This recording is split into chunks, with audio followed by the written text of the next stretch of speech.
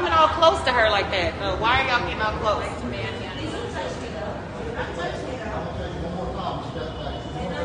But why does she have to step back? Why is the governor trying to sign something in private? Why is he keeping a representative? Why does she have to step back? The governor is signing a bill that affects all Georgians. Why is he doing it in private? And why is he trying to keep elected officials who are representing us out of the process? Exactly. Yeah, you said you give her one more time, like you're going to do something. Are you serious? No, you are not. No. She's not under arrest. For what? Under arrest for what? For trying to see something that our governor is doing? Our governor is signing a bill that affects all Georgians, and you're going to arrest an elected representative. Why does the governor have more power than a representative? Under what law are you arresting her? Why are you arresting her?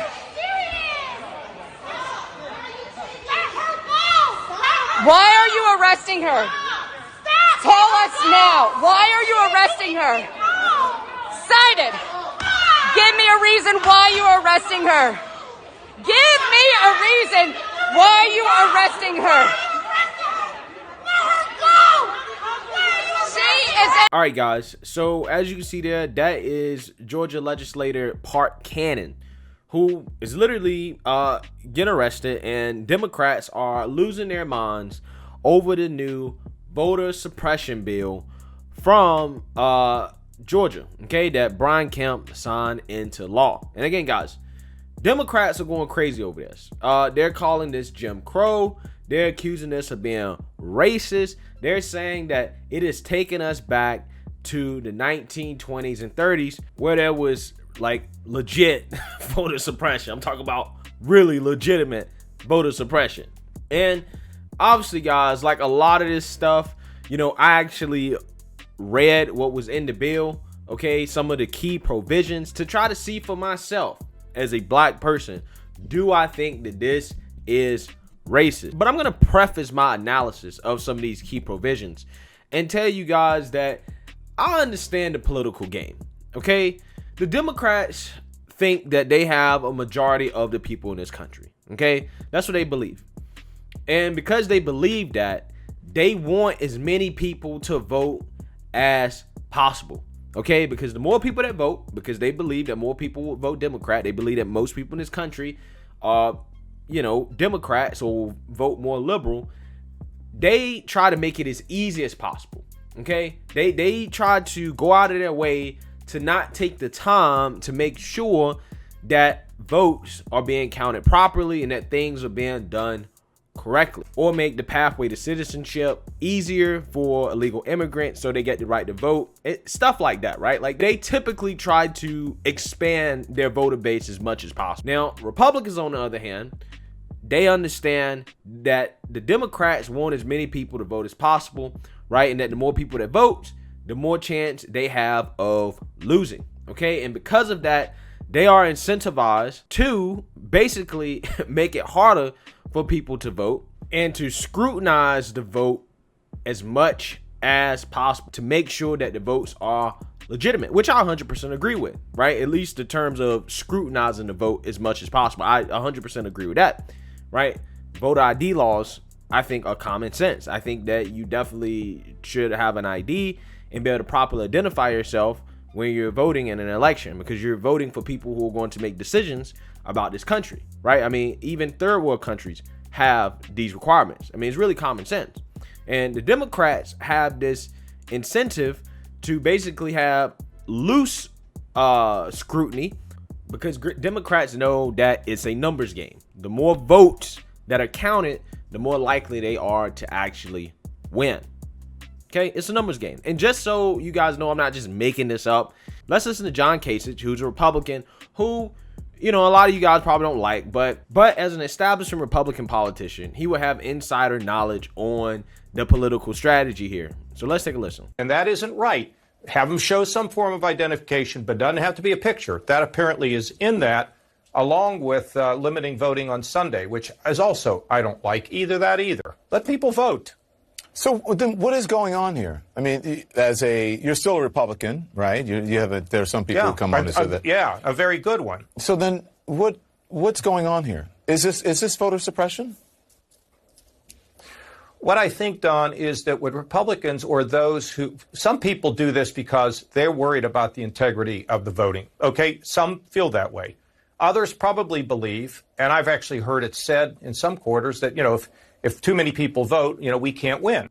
The Democrats accuse this of being racist instead of actually what it is. It's not really about race as much as about the fact that the Republicans understand that, there are metro districts in which you have a lot of people that live in those districts, in which those people tend to be more liberal, right? Because they live in those districts, and a decent amount of those people just happen to be black. And because of that, they have a large influence on state elections and who's running the state.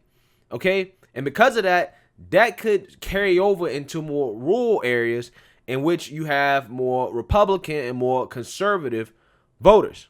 Okay. So they try to level the playing field by scrutinizing the vote more and creating more hoops to jump through for people to actually vote. And I guarantee you guys, there's no voter suppression for any black person living in rural Georgia whatsoever. I guarantee you it's not. So the thing is that people kind of need to keep this in mind when they're talking about this stuff, and that politics is always a game of back and forth. And this is part of the reason why I currently don't like the two-party system in this country. I think that one of the ways to solve our politics is to get rid of the two-party system, because, the game is actually rigged for just the two parties. Like, that is actually true, right? In terms of, a third party being viable to win, it's not likely, right? It's almost impossible because of the way things are set up. That definitely needs to change, right? And there's also the reason why in the future, blockchain technology, right, in which, it's basically a ledger that can't be altered in any way and all transactions are viable, I think is the future of voting. Because then at that point, nobody can say that, there was human error or that, somebody tampered with the results, because all of it is verifiable and you cannot change it. Okay, now obviously people on both sides will complain when they lose, but at the very least, that there's no human error. Okay, so, I'm looking forward to the day that blockchain handles voting so that we can stop talking about a lot of this stuff. But anyways, before I get into my analysis, let's take a look at the media's reaction. Specifically, we have Joy Reid again, guys, who's going to talk about how racist and bad this bill is. Let's take a listen. Let's just be clear for everybody who's watching this right now. What Republicans are saying is they're going to make it torture for you to vote in line by having fewer machines, beat up machines, places where in urban centers, places where black folks live, suburbs where black people live, make it impossible or torture for you to vote in line.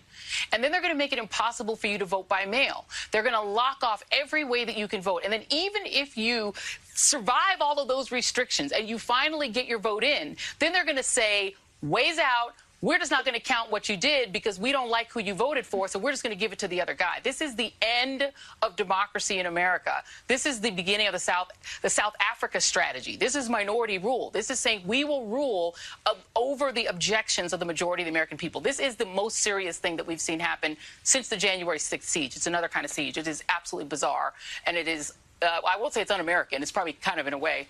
it's old school American. It's Jim Crow American. LaTosha Brown, who is in this. Now, in my opinion, guys, in regards to that first video we saw, in regards to what Joy Reid just said, no matter how you feel about this bill, there is no excuse to lose your mind because of this. Okay? Because I don't particularly think that, people going out there and voting Democrat is going to change people's lives, right? I don't think it's going to make people's lives that much better. And probably going out there and voting Republican is probably not going to make people's lives that much better either. But I do understand that it is important to be able to vote in your local elections, right? However, the thing is that nothing in this bill keeps people from actually voting. So there's no reason why Park Cannon, the representative in that first video, should have been losing her mind trying to knock on the door of Governor Brian Kemp while he's trying to sign a bill, because it wouldn't change anything at all. And ultimately, at the end of the day, if you don't like what's in the bill, then you vote.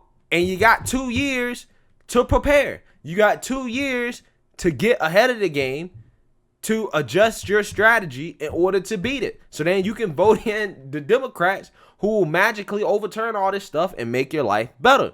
Okay? That's at the end of the day, that's what it comes down to. And a lot of these people, again, they get so mad about this stuff. It's like, okay, well, you have your Lord and Savior, Stacey Abrams, who you said delivered you to Senate. Why can't she do it again? Right? Why can't you evaluate what's in this bill and prepare ahead of time? Okay?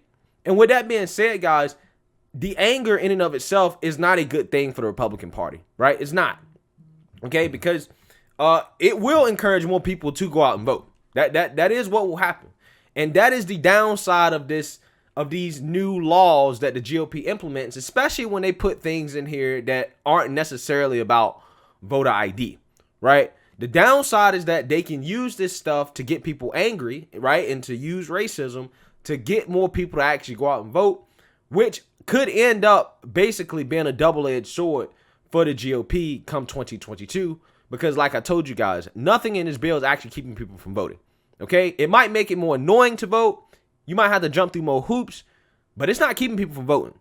So the GOP should be very, very careful when it comes to this strategy. And this is also why I think that the GOP honestly should, instead of trying to, pass these laws, right, anything outside of just requiring an ID, what the GOP needs to do is actually start trying to win people over to become the majority in this country again, so that you don't have to do this, right? Because ultimately, this is going to be a double-edged sword that are going to make people a lot more angry. So with that being said, let's actually talk about what's in the bill.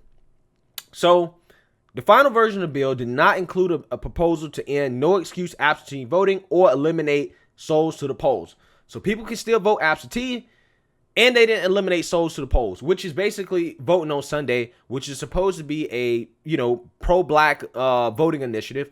Again, so much for the racism, right? Again, you would think if this was overtly racist, that would have been eliminated. Now, again, there were proposals to eliminate it, but they didn't do it. So I'm just saying, expand early voting for primary and general elections. For primary and general elections, counties will be required to have advanced voting on both Saturdays and have the option to do it on 2 Sundays that fall in the 3-week period. 2 current law only mandates 1 Saturday of early voting. So they expanded early voting in the general and the primary. So isn't that technically more access to voting? Wait, I thought this was voter suppression. Again, they conveniently leave these provisions out, guys. You got to tell the whole story. Shorten the period between elections and runoffs from 9 weeks to 4 weeks. And while counties will be able to start early voting as soon as possible, the bill only requires it be offered Monday through Friday, the week before the election. All right. This is about runoffs, okay? They specifically are lessening the time. Again, not having anything to do with black people, but it really has more to do with the fact that the Democrats had so much time to campaign against Kelly Loeffler and David Perdue in this runoff. They're trying to lessen that time so there's less time for them to actually be able to do that. That's solely what that provision is about. Again, somebody tell me what a racist part of this bill is at. One provision of the bill would make it a crime for someone who is not an election worker to give food or beverage to any elector waiting in line to vote, a practice known as line warming, except for self-service water stations. Now, this is one of those racist provisions that they were talking about, which, again, I think this provision in and of itself is ridiculous, right? You're just giving somebody food in line. I think it's stupid for them to put that it's in there. Obviously, this is to make it so people that's waiting in line long, much more stressful for them to wait in line. That's obviously why this is here. But you can bring your own food. You can bring your own water. If you know you might have to wait in line, be prepared. It's really that simple. The bill will also eliminate the signature matching process to verify mail ballots and instead require voters to provide their driver's license, state ID number, and a photocopy of another accepted identification if the elector lacks those. So basically, Brian Kemp is trying to make the verification process more objective, right? Instead of signature matching, they're basically trying to just use driver license and state ID, right? Again, just get a state ID, just get a driver's license. Now, they're doing this to appease Trump, right? To try to say, well, you know what? We're just going to get rid of the signature matching thing, and we're just going to have it be state ID and driver's license. Get a state ID and driver's license if you really want to vote. Again, you already know what's required. It's not like it's a secret, okay? It's not a secret. What are people getting so upset about? While counties will be allowed to begin processing absentee ballots weeks ahead of time, on election night, workers would no longer have the ability to stop counting ballots until they're finished. I agree with this. They should not be able to stop counting ballots. Again, what's wrong with this, right? Again, if you're trying to restore faith in the election, right? Okay, one of the things that, again, people, for whatever reason, feel like if they stop counting ballots, that there's something sketchy going on. Again, just to make sure there's nothing sketchy going on, right? Or the appearance of anything sketchy, this provision in here would make sense. You got to keep counting, and you can't stop, right? Makes perfect sense to me. A provision would ban portable polling facilities like mobile voting buses Fulton County used last cycle, except in emergencies that force a polling precinct to close. Additionally, third-party groups will be barred from sending absentee ballot applications to any voter who has already requested, received, or voted a mail ballot. Doing so subjects them to sanctions by the state elections board. Okay, so they're not allowing mobile voting buses except for emergencies, right? Or if the polling precinct closes. So again, just vote at normal polling place. Just vote at normal polling place. That's it. Again, you have all the information you need to beat this. You have all the information. I don't see what the problem is. I really don't. Absentee voters will be required to submit driver's license and other documentation under a process for checking their identity, replacing signature matching processes. Again, just having an ID. Just having an ID. Get an ID.